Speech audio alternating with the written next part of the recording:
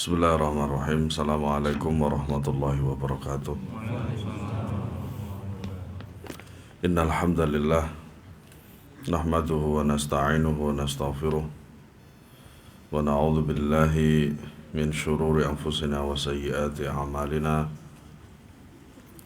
Man yahdihillahu fala mudilla lahu wa man yudlil fala hadiya lahu. Asyhadu an la ilaha illallah wahdahu la syarika lah wa asyhadu anna Muhammadan abduhu wa rasuluh. Ya ayyuhalladzina amanu taqullaha haqqa tuqatih wa la tamutunna illa wa antum muslimun. Allahumma salli wa sallim wa barik ala nabiyyina Muhammadin wa ala alihi wa ashabihi ajma'in. Ma'asyiral muslimin azanallahu wa yakum. Melanjutkan pembahasan Kitab Bulughul Maram bab adab, yaitu hadis dari Abu Hurairah. Qala Rasulullah sallallahu alaihi wasallam, la yashrabanna ahadukum qa'iman, akhrajahu Muslimun. Dari Abu Hurairah radhiyallahu anhu bahwa Rasulullah sallallahu alaihi wasallam bersabda, janganlah seseorang dari kamu minum sambil berdiri. Hadis sahih diriwayatkan oleh Al-Imam Muslim.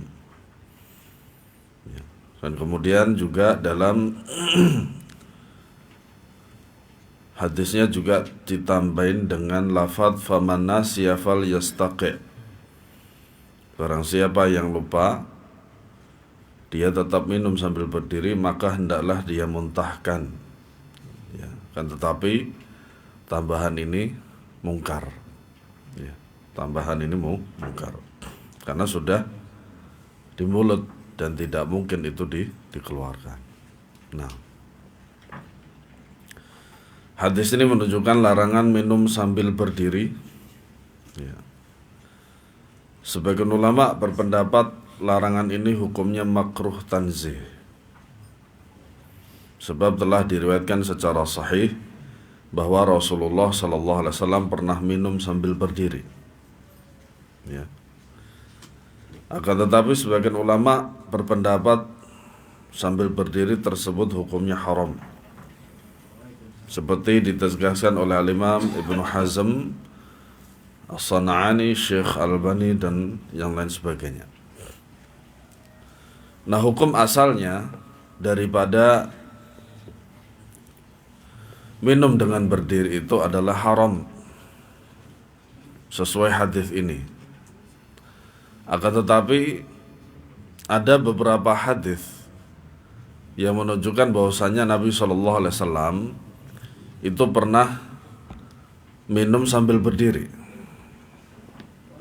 Nah, kemudian para ulama rahimahumullahu ta'ala menjelaskan bahwasannya beliau SAW itu minum sambil berdiri itu adalah karena keadaan darurat, ya, bukan keadaan yang luas, bebas, enggak.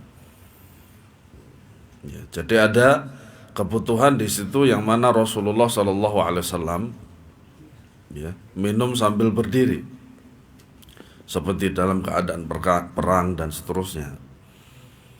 Ya, akan tetapi tetap kembalikan kepada hukum asalnya, yaitu apa? Haram. La yashrabanna. Ya. Bahwa Rasulullah SAW bersabda, janganlah seorang dari kamu minum sambil berdiri. Al-Imam An-Nawawi rahimahullah ta'ala menjelaskan, apabila dalam minum saja sudah dilarang seperti ini, bagaimana dengan makan? Nah, hal yang semacam ini banyak sekali terjadi kemungkaran yang seperti ini ketika diantaranya adalah walimatul ars, ya, walimah atau resepsi pernikahan. Sebenarnya kalau dilihat gedungnya sangat besar sekali, tapi tidak bisa memenuhi seluruh daripada, ya, kursi-kursinya itu seluruh daripada undangan. Nah, akhirnya sebagian mereka itu apa? Makan sambil berdiri. Ya. Gedungnya luas, tempatnya juga luas, tapi kursinya sedikit. Nah, itulah yang kadang ya yang harus dihindari. Faedah dari hadis ini yang pertama, larangan minum sambil berdiri. Dan ini jelas sekali hadisnya ya. Yang kedua, hukum minum sambil berdiri adalah haram. Ya. Adapun hadis-hadis yang menyebutkan bahwa Nabi SAW minum sambil berdiri, ia tidak lain disebabkan karena adanya uzur. Yang tadi seperti dalam peperangan dan seterusnya. Yang ketiga, boleh minum sambil berdiri jika terdapat uzur yang mendesak seseorang untuk melakukan hal tersebut. Nah, yang sering saya lihat sebuah kemungkaran daripada makan dan minum itu sudah sambil berdiri, jalan dan pakai tangan kiri. Subhanallah. Ya, udah terkumpul semuanya di situ. Ya. Sambil berdiri, jalan pakai tangan kiri. Masya Allah. Nah, hadis selanjutnya ini adalah adab tentang memakai sendal. Wa anhu qala Rasulullah sallallahu alaihi wasallam, "Idza ta'ala ahadukum falyabda' bil yamin wa idza naza'a falyabda' bis shimal wal takun al yumna awwalahuma tun'al wa akhirahuma tunza'u." Dari Abu Hurairah radhiyallahu anhu bahwa Rasulullah SAW bersabda, "Bila seseorang dari kamu memakai sendal, hendaklah dia mulai dari sebelah kanan." Ini sebagaimana Nabi SAW bersabda, "Yu'jibuhut tayammun." Ya. Dalam lafaz yang lain, "Yu'jibuhut tayamunu." Ya. Nabi SAW senantiasa memulai memakai apapun, entah itu sendal, pakaian dan lain sebagainya, itu dari kanan, bagian kanan, tayammun. Lalu apabila hendak melepaskannya, hendaklah ia mulai dari yang sebelah kiri. Maka hendaklah yang sebelah kanan yang pertama kali dipakai dan yang terakhir dilepas. Ya, muttafaqun alaih, hadis sahih riwayat Bukhari dan Muslim dan lafadznya milik Al-Bukhari. Nah, hadis ini jelas sekali. Bahkan kalau kita perhatikan hadis ini sebenarnya apa yang beliau sallallahu alaihi wasallam perintahkan dalam memakai sendal ini diulang dua kali. Beliau mengatakan, bila seseorang kamu memakai sendal, hendaklah dia mulai dari sebelah kanan, satu. Kemudian pengulangannya bagaimana? Maka hendaklah yang sebelah kanan yang pertama kali dipakai. Begitu juga dan yang kiri, apabila hendak melepaskannya, hendaklah dia mulai dari sebelah kiri. Diulang lagi, yang terakhir dilepas, yaitu bagian kiri. Masya Allah. Hadis ini menjelaskan tentang bagaimana kita memakai sandal. Kaidahnya sangat jelas sekali. Ya, memulainya dari yang kanan, kemudian melepaskannya dari yang kiri. Ini perkara sepele sebenarnya. Tapi ketika ada hadis yang agung seperti ini, maka tidak ada hal yang sepele. Artinya apa? Ya, hal-hal yang kecil seperti ini aja oleh Rasulullah SAW dijelaskan. Bahkan secara detail sekali. Ini sangat detail sekali, kan begitu. Nah, an-na'al di sini, sendal di sini itu juga mencakup apa? Ya, sepatu, ya antum memakai kaos kaki, pakai khuf. Ya, khuf itu adalah sepatu kulit yang biasa digunakan pada musim dingin itu. Dan seterusnya. Ya. Kemudian memakai pakaian diantaranya seperti celana dan lain sebagainya. Itu juga apa? Dari kanan. Ya. Faedah dari hadis ini yang pertama, disunnahkan mendahulukan kaki kanan saat memakai sendal. Yang kedua, disunnahkan mendahulukan kaki kiri ketika melepas sandal. Yang ketiga, siapa yang memakai sendal dengan pendahuluan kaki kiri, maka dia telah menyelisihi sunnah Rasul sallallahu alaihi wasallam. Sebagian dari kaum muslimin yang kita tahu bahwasanya mengatakan itu adalah sunnah. Ya. Nah, ketika dia mengatakan demikian, tujuannya adalah justru meninggalkan sunnah. Itu kan hanya sunnah begitu. Padahal dalam hal sendal saja sekiranya kalau mendahulukan yang kiri itu justru dinilai menyelisihi Rasulullah, Masya Allah. Ya. Perbuatan ini semakin buruk jika yang melakukannya orang yang mengetahui hal itu. Makanya antara orang yang mengetahui berbuat salah dengan orang yang tidak mengetahui berbuat salah, beda hukumnya. Lebih berat yang sudah mengetahui. Ya. Yang keempat, mengikuti adab Rasulullah SAW dan melaksanakan perintahnya akan membawa keberkahan dan kebaikan, terutama untuk diri sendiri. Karena memang hadis yang semacam ini itu tidaklah akan kembali kecuali pada diri sendiri. Hadis selanjutnya, kalau tadi tentang cara memakai sendal, ya, bagaimana kalau sendalnya cuma satu atau tidak sepasang atau sepasang tapi tidak sama. Wa anhu qala Rasulullah sallallahu alaihi wasallam la yamshi ahadukum fi na'alin wahidatin wal yun'ilhuma jami'an aw liyakhla'huma jami'an, muttafaqun alaih. Dari Abu Hurairah radhiyallahu anhu bahwa Rasulullah sallallahu alaihi wasallam bersabda, janganlah seorang dari kamu berjalan dengan memakai sendal sebelah, ya. Tetapi hendaklah keduanya dia pakai atau keduanya dia lepaskan. Ini jikalau sepasang yang tidak sama atau tidak ada pasangnya yang lain.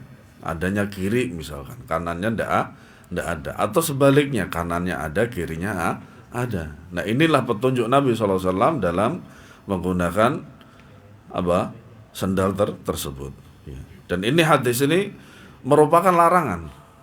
Ya. La yamshi. Ya, janganlah seorang dari kamu berjalan kecuali adanya kondisi yang darurat. Ya, kondisi darurat. Ya.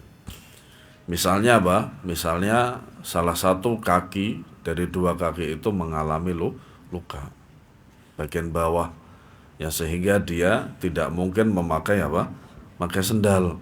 Nah, maka hal ini tidak mengapa, tidak masuk ke dalam hadis larangan ini. Ya. Faedah daripada hadis ini yang pertama, dilarang berjalan dengan sandal sebelah tanpa pasangannya. Truk gandeng aja ada pasangannya. Kasihan jomblo ya. Yang kedua, larangan dalam hadis ini khusus dalam kondisi berjalan. Ya, adapun kondisi duduk diperbolehkan memakai sandal sebelah. Ya. Yang ketiga, apabila sandal seorang hilang atau rusak salah satunya, maka dia tidak boleh memakainya sebelah. Dan lebih baik dia berjalan dengan kaki telanjang. Itu lebih afdal karena supaya terjauh, ya, tidak masuk dalam hadis larangan ini. Yang keempat, alasan pelarangan berjalan mengenakan sandal sebelah ialah karena syaitan berjalan seperti itu. Hal ini berdasarkan sabda Nabi SAW, inna syaitana yamshi bin na'alil wahidati. Sesungguhnya syaitan berjalan dengan mengenakan sandal sebelah. Hadis riwayat, ya, At-Tahawi dalam Syarah Mushkilul Athar dan dinilai sahih oleh Syekh Al-Albani rahimahullahu ta'ala.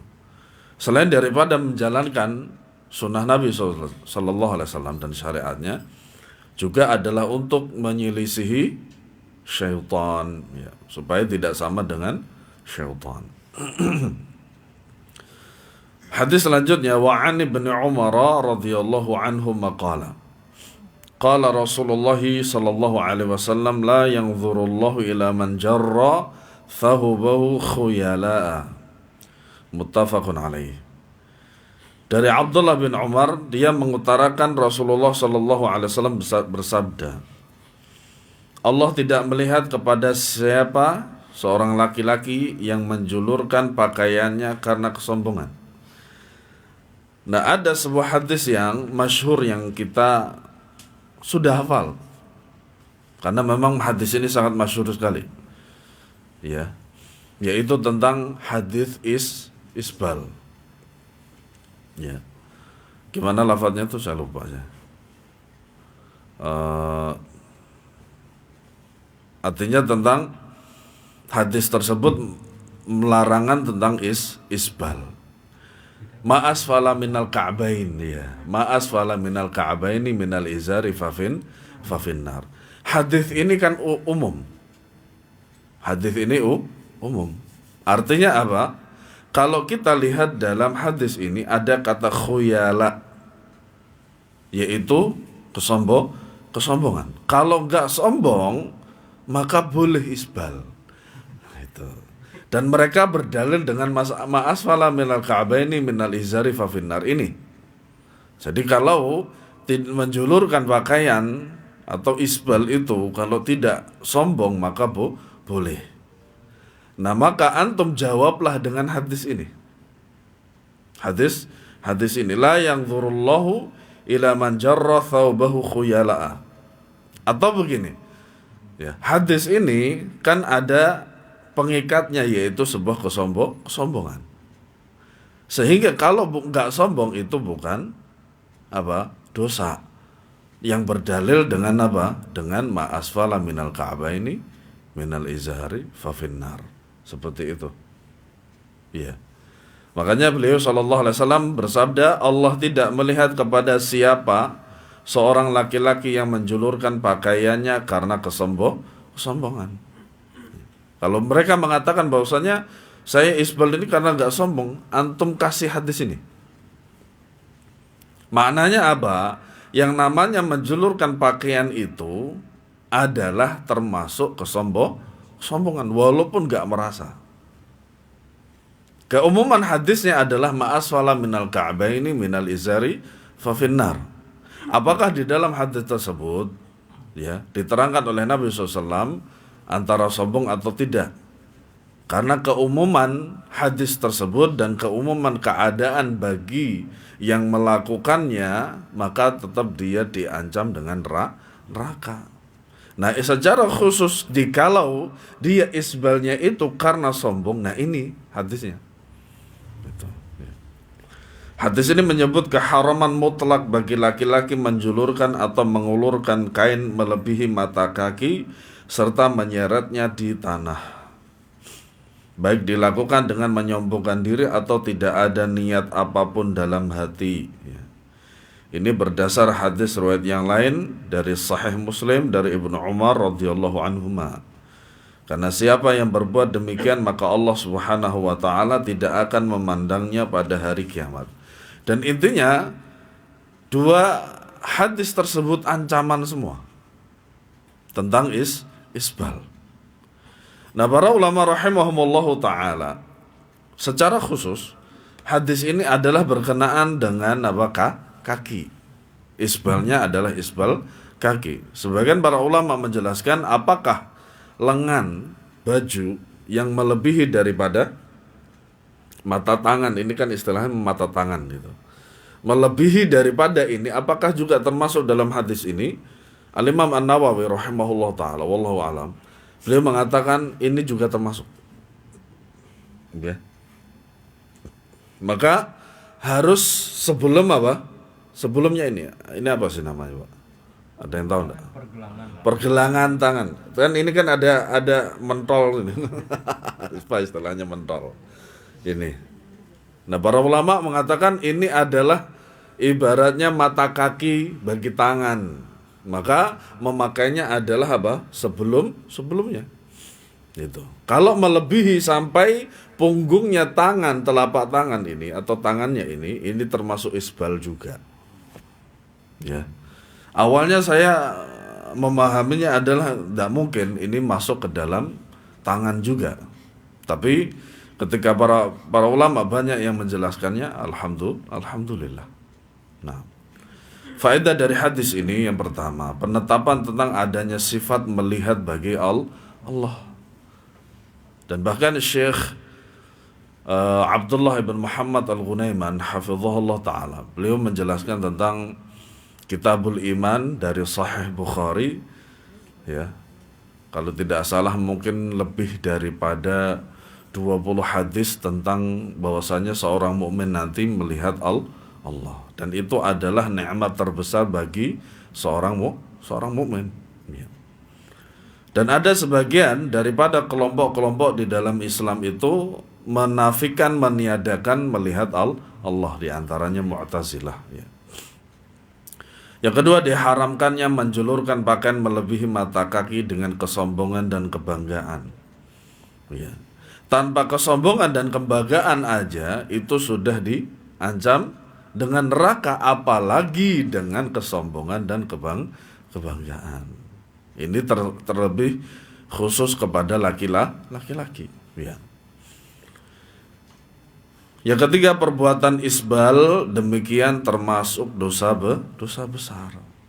Makanya hadis-hadis tentang isbal itu kan gak ada yang kabar gembira bagi yang isbal masuk surga, itu kan gak ada. Semua ancaman, ya, semuanya ancaman dari Rasulullah SAW. Yang keempat, keharaman menjulurkan pakaian melebihi mata kaki ini meliputi orang yang melakukannya tanpa kesombongan, ya.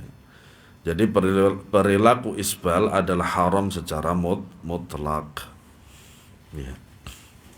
Yang kelima, hukum isbal hanya berlaku untuk laki-laki. Adapun wanita tidak mengapa baginya melakukan isbal. Justru itu lebih afdal.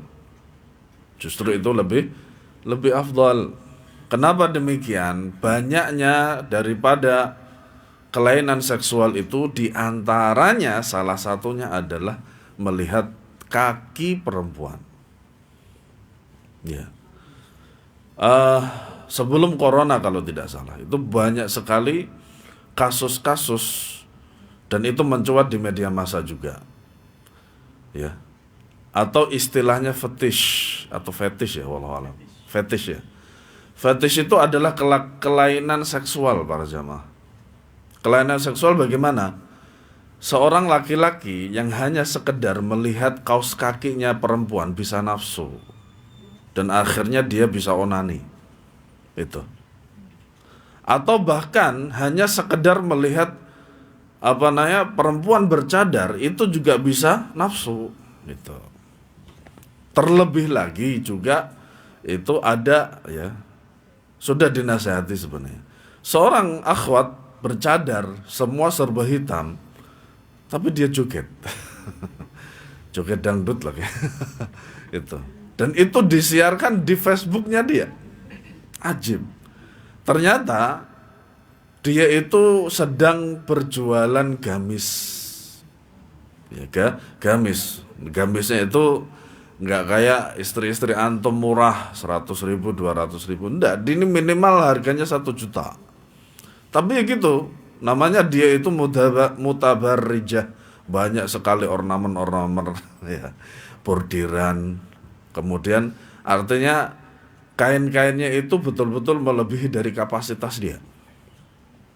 Di satu sisi lain, banyak perempuan yang memakai pakaian kurang bahan, ini sangat berlebihan bahannya.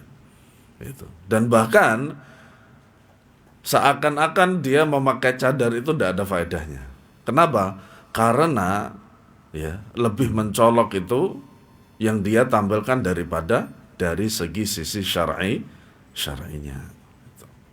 Nah, yang keenam, Islam mengharamkan isbal karena padanya terdapat hikmah yang agung dan maslahat yang banyak. Di antaranya adalah isbal merupakan sarana menuju kesombongan. Seseorang yang melakukan isbal pada hakikatnya menyerupai wanita, sebab syariat memerintahkan wanita untuk melebihkan pakaian dari mata kaki agar auratnya tidak terlihat, untuk menyelesaikan perempuan. Pada sikap isbal terdapat pemborosan karena bagian pakaian yang berada di bawah mata kaki tidak memiliki manfaat. Ya. Maka hal ini termasuk pemborosan yang dilarang di dalam Al-Quran dan As-Sunnah. Orang yang isbal pakaiannya tidak akan bisa aman dari najis. Nah ini, ya. Karena biasanya pakaian yang sering menyentuh tanah tidak aman dari kotoran dan najis, ya.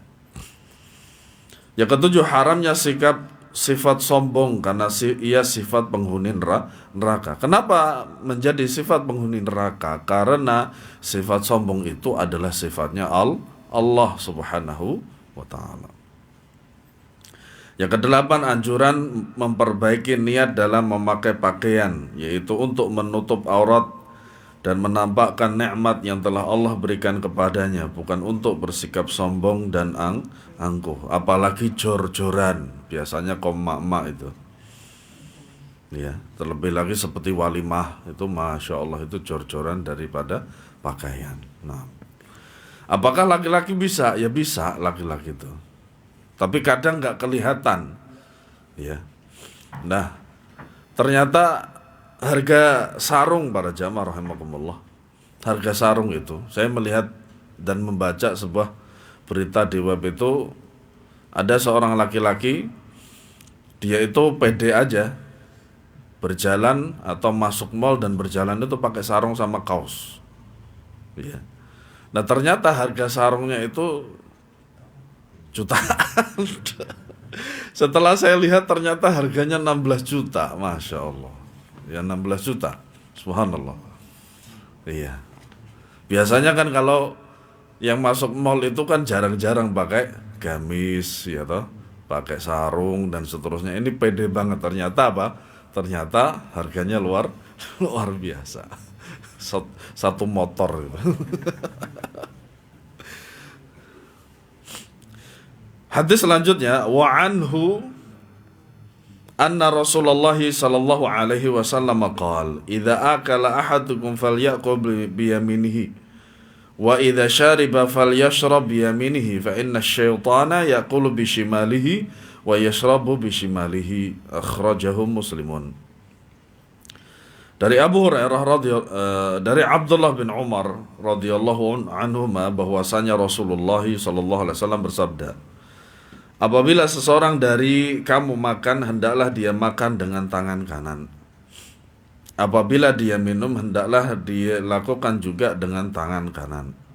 Karena syaitan biasa makan dan minum dengan tangan kiri." Jelas sekali perbedaannya. Kalau manusia itu makannya dengan tangan kanan, kalau syaitan dengan tangan kiri. Hadis ini sahih riwayat Muslim. Nah, hadis ini merupakan, ya, perintah minum dan juga makan dengan menggunakan tangan kanan, dan juga pelarangan makan dan minum menggunakan tangan kiri. Ya, karena memang syaitan itu makan dan minum itu dengan tangan kiri. Ya, di antaranya adalah untuk menyelisihi syaitan. Ya. Nabi SAW bersabda, "Man tashabbaha biqaumin fahuwa minhum." Barang siapa yang meniru suatu kaum, maka dia termasuk golongan mereka. Nah, ada pengecualian daripada hadis ini sekiranya kalau tangan kanannya tidak ada, entah itu secara keseluruhan dari pangkalnya atau dari pergelangannya, atau intinya dari jari-jari ini tidak ada. Nah, maka boleh pakai tangan kiri. Dibolehkannya dari menyelisihi sesuatu yang sudah menjadi patokan syariat itu adanya uzur syar'i. Semacam ini, ya, pelarangan memakai tangan kiri itu adalah haram atau dilarang. Akan tetapi kalau tangan kanan itu tidak ada jarinya, maka boleh dengan memakai tangan kiri. Nah, bagaimana dengan orang-orang yang kidal dan seterusnya? Maka, ya, dia harus ada niat untuk bisa merubah. Bisa kok dirubah insyaallah ta'ala. Ya. Makanya kidal itu singkatan dari kiri dari lahir, katanya begitu. Nah, di antara kondisi yang memprihatinkan yaitu makan dan minum dengan tangan kiri yang sudah menjadi kebiasaan yang menyebar luas di kalangan kaum muslimin. Ngambilnya pakai tangan kanan, minum ya secara khusus, kemudian dirubah, dipindahkan tangan kiri kemudian minum. Itu juga saya sering melihat seperti itu. Nah, Atau ketika makan kan tangan itu kan tidak bersih ya, artinya kan banyak daripada sisa-sisa dari makanan seperti nasi atau kuah dan seterusnya. Minumnya ya, dia memegangnya tangannya itu kiri. Kemudian daripada punggung, tangan itu diletakkan di ujung daripada gelas. Kemudian minum seperti ini. Antum bisa lihat ya, seperti itu. Nah, itu sama di sini. Ya, itu sama. Yaitu makan dan minum dengan tangan kiri. Nah, pertanyaannya adalah, sekiranya kalau tangan itu kotor, ketika mengambil daripada air yang berada di gelas itu, apakah otomatis air itu juga kotor? Orang yang kotor gelasnya kok. Ya, makanya secara kebiasaan disyariatkan menghabiskan makanannya dulu, kemudian dijilat, kemudian setelah itu barulah minum. Ya. Toh kalau tangannya kotor, memegang gelas kotor, kan yang kotor gelasnya, bukan minumnya. Tidak ada uzur untuk meninggalkan yang bagian kanan. Akhirnya setiap orang yang minumnya seperti itu, pertama saya nasihatkan untuk mulai membiasakan tangan kanan. Kedua, saya kasih solusi seperti itu. Ya, Mas, Pak, ketika tangan antum itu kotor, memegang gelas, iya kopi, teh sama air itu menjadi kotor sehingga antum tidak menggunakan tangan kanan? Sebagian asatidzah itu juga membolehkan sebenarnya, tetapi ini dhaif saya kira. Ya.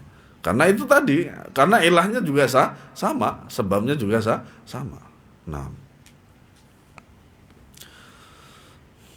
hal tersebut dikarenakan kebodohan umat manusia terhadap as-sunnah, sedikitnya perhatian mereka terhadap adab-adab Islam. Juga selayaknya bagi seorang muslim mengingkari perbuatan tersebut. Ya. Sebagaimana Nabi SAW mengingkari seorang yang makan dengan tangan kirinya. Bahkan Nabi SAW, Nabi SAW mendoakan agar orang tersebut tidak bisa menggunakan tangannya ke mulutnya karena dia bersikap sombong. Bisa, tetap akan bisa. Ya. Makanya Allah Subhanahu wa taala berfirman, "Innallaha la yughayyiru ma biqaumin hatta yughayyiru ma bi anfusihim." Ya, motivasi ada, yaitu dari orang lain untuk merubah dirinya. Dari hadis ini juga sugesti dari dia adalah supaya dia bisa berubah. Faedah dari hadis ini yang pertama, perintah Rasulullah SAW agar makan dan minum dengan tangan kanan, ini menunjukkan wajibnya hal tersebut. Ya. Atau bahkan tangannya ada tapi cacat gitu loh. Ya. Kalau antum tahu yang begini nih, yang nggak bisa dibuka lagi seperti itu. Ya. Tapi saya lihat orang yang cacat seperti ini masih bisa, yaitu ini. Masih bisa megang sendok. Masih bisa megang sendok gitu. Kecuali kalau memang sudah putus, tidak ada bentuk daripada telapak tangan, punggung dan jari-jarinya, itu baru silahkan pakai tangan kiri. Yang kedua, larangan makan dan minum dengan tangan kiri karena merupakan perbuatan syaitan. Yang keempat, haramnya meniru perbuatan syaitan. Ya, nanti juga jadinya syaitan. Ya, atau ikhwanus syayatin. Yang kelima, dalil bahwasanya syaitan memiliki dua tangan. Ya. Mungkin bisa digambarkan 80% ini adalah anggota tubuhnya seperti manusia. Ada yang membedakan taringnya, kemudian kukunya panjang, kemudian ada tanduknya dan seterusnya. Iya. Yang ketujuh, perhatian syariat dalam mendidik umat ehwal perkara agama Islam sampai pada masalah makan dan minum. Ya, inilah keindahan Islam. Makan dan minum saja diajari bagaimana adabnya. Terlebih lagi masalah akidah. Yang kedelapan, Ibnu Abdul Bar rahimahullah mengatakan, barang siapa yang makan dan minum dengan tangan kiri, sedangkan dia mengetahui bahwa hal tersebut terlarang, maka dia telah berbuat durhaka kepada Allah. Akan tetapi perbuatan tersebut tak lantas mengakibatkan makanan dan minumnya menjadi haram. Bukan, tapi apa? Perilakunya, sikapnya, perbuatannya itu yang dihukumi dalam hadis ini. Ya, bukan makanannya dan bukan orangnya juga. Ya, artinya apa? Ketika makan dan minum langsung dikafirkan, ya enggak. Ini hadis itu enggak masuk ke situ. Perbuatannya saja itu haram. Sungguh larangan dalam hadis ini berkaitan dengan adab, sama sekali ia tidak ada kaitannya dengan makanan yang dia makan. Hadis selanjutnya, wa an Amr bin Shu'aib an abihi an jaddihi. Masya Allah, ini anak bapak kakek ini meriwayatkan satu hadis ini. Qala Rasulullah sallallahu alaihi wasallam, kul washrab walbas wa tasaddaq fi ghairi sarafin wala makhilatin. Akhrajahu Abu Dawud wa Ahmad wa 'allaqahu al-Bukhari. Dari Amr bin Shu'aib, dari ayahnya dan dari kakeknya bernama Abdullah bin Amr, bahwasanya Rasulullah SAW bersabda, makan dan minumlah, berpakaianlah dan bersedekahlah tanpa bersikap berlebih-lebihan dan tanpa kesombongan.